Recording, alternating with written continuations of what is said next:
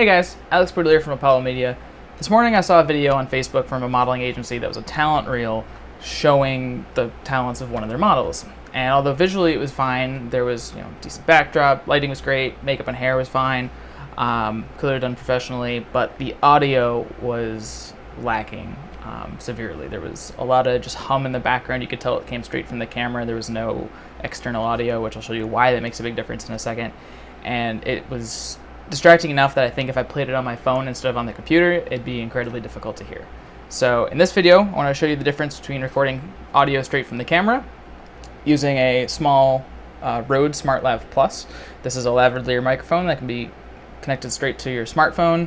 It can be connected to an external recorder like the Zoom H5 or straight to your camera, whatever you need. I really like it. I use it a lot. So I'll show you what it sounds like from that. We're going to use a shotgun mic that is also being recorded externally to a Zoom H5, and like I said, the audio straight from the camera. So right now you're hearing the audio straight from the camera. It's, as you can tell, I have a fan on in the background. You might be able to hear it. It's not going to be very good. It's going to sound a little just echoey maybe. I am only about 2 feet from the camera, so that it might sound okay. But if I were to put the camera across the room, maybe 10 feet away, there's no way that you're going to be able to hear it the same quality that you are now, and it's just going to sound pretty bad. So you can probably hear the fan. If a car was to go by, you'd hear that. And the amp inside the preamp inside the camera is not very good. So it's not going to have the same quality that you're going to get an external recorder. So now you're going to hear it straight from the shotgun mic. Now this is an external microphone, not going straight into the camera. It's also going to the external recorder. Again, it's on top of the camera. It's about 2 feet from me. It is going to be a more directional mic. It's not going to include everything. So where the camera is going to try to get everything around it roughly in front of it, the shotgun mic is going to be a little bit more directional. It's going to have a much smaller angle of audio that it's getting, and it's going to be a little bit more precise. So it's going to sound a lot better. Obviously, this is with an external setup. You can hook it straight into the camera if you'd like, but I prefer to do it externally and just match the audio up later. And now you're hearing it from the lav mic. So the lav mic is going to be a little bit easier to conceal. It's a little bit easier to just kind of conceal it on somebody.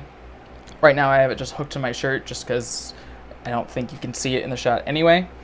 But you can tape it to someone's chest. You can hide it in someone's hair. You can hide it in someone's gear. If they're wearing a backpack, you can kind of clip it anywhere.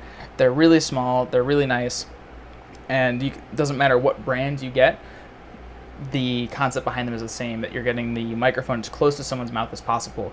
And right now this is about 5 or 6 inches from my mouth rather than 2 feet from my mouth, so it's going to get a lot more isolated audio, and it's going to be a lot easier to kind of tune out what's in the background.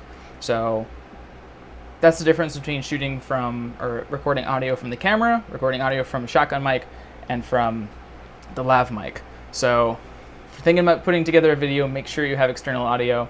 It makes a huge difference and something that's really easy to overlook when you're looking into making a video.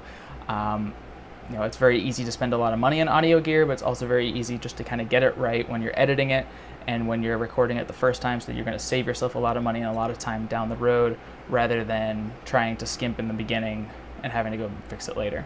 So there's a couple tips on audio, and stay tuned for more.